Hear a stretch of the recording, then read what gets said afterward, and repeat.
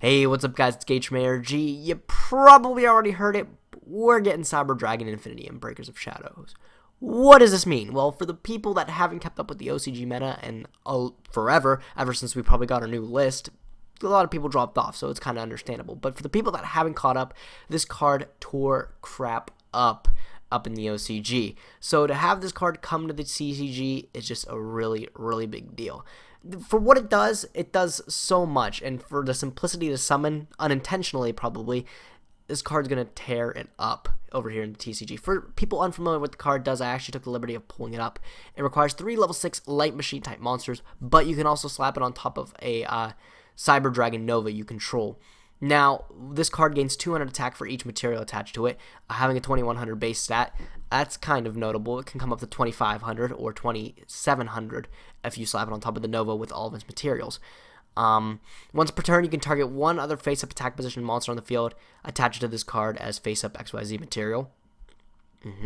Once per turn during either player's turn, when a card or effect is activated, you can detach one XYZ material from this card, negate the activation if you do destroy it. So essentially, this card is a free Silent Honor arc that just takes any attack position monster on the field, and then also it negates literally any effect and then just destroys the card.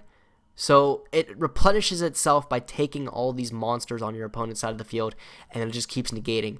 And it's just an endless, vicious cycle that is really, really hard to get around, because negation effects are already good on their own, but negation and destruction effects are just even better.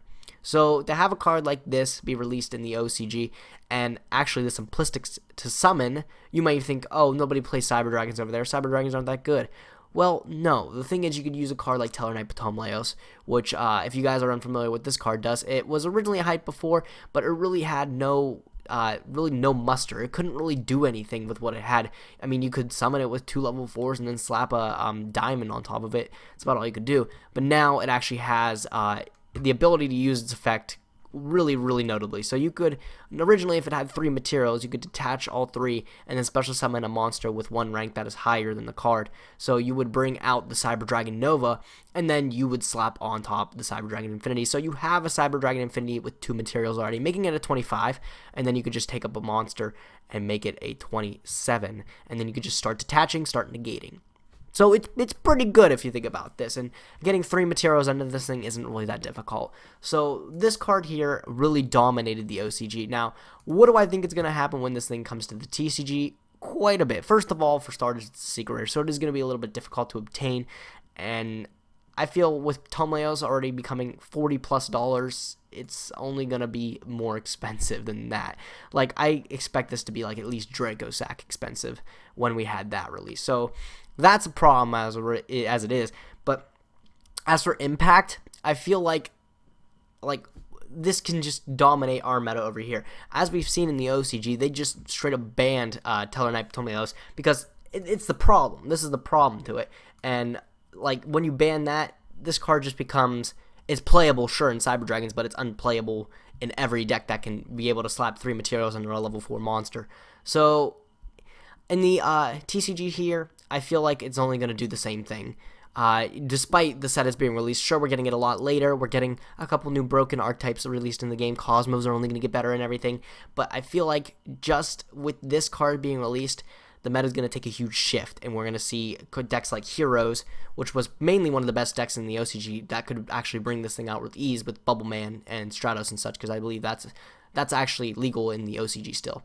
So I feel like with this card being released, there's going to be level 4 decks that are going to be able to drop this thing with ease and are going to easily take over. But yeah, the whole community has been just reeling over this card being released, and for understandableness, it's a broken card, as you could have read. So let me know what you guys think about Cyber Dragon Infinity being released in Breakers of Shadow. Sure, this isn't until next year, but it'll come faster than we actually think it will be. So right around the bend, we have this card, and I want to hear what you guys think. Are you guys excited for it, or are you dreading the release? Are you hoping they ban Tellarknight Ptolemaeus before that time, which I think personally is highly unlikely? But let me know what you guys think down below. Are you excited for it or what? But yeah, if you guys want to buy or sell product, if you want to attend Hall events, if you want to read articles from the toppest of top players, alteroutagames.com is your place to go check out. Be sure to like our Facebook fan page and subscribe to our Twitch stream if you haven't already. But as always, I thank you guys for watching. Be sure to like, comment, and subscribe, and I'll catch you guys next time. Gage from ARG, signing out.